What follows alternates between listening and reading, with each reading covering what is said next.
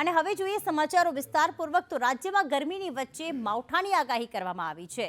હવામાન નિષ્ણાંત અંબાલાલ પટેલે કરી છે આગાહી, જેમાં 4 થી લઈને 11 એપ્રિલ સુધી હવામાનમાં પલટો આવશે। દક્ષિણ ઉત્તર ગુજરાતમાં વાતાવરણમાં પલટો આવવાની શક્યતા છે। રાજ્યમાં ગાજવીજ સાથે વરસાદી માહોલ રહેશે। મેમાં વાવાઝોડું બંગાળ અને અરબી સમુદ્રમાં સક્રિય થશે। મેમાં મહત્તમ તાપમાન 46 ડિગ્રી સુધી પણ જઈ શકે છે। આ ઉપરાંત 10 થી 19 મે વચ્ચે આંધી વંટોળનું પ્રમાણ રહેશે। કાચા મકાનના છાપરા ઉડી જાય તેવી આંધી આવશે। મે માસમાં બંગાળની ઉપસાગર અને અરબી સમુદ્રમાં વાવાઝોડું સક્રિય થશે। આગામી દિવસોમાં વાતાવરણમાં મોટો પલટો આવશે।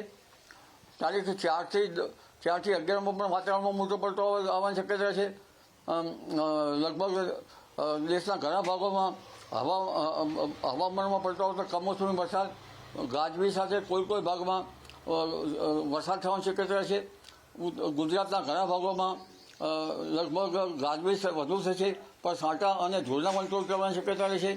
આ ઉપરાંત લગભગ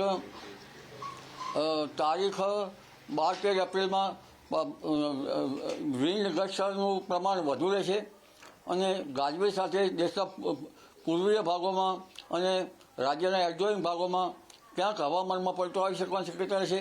તારીખ 10મી એપ્રિલ પહેલાં ગરમી વધશે।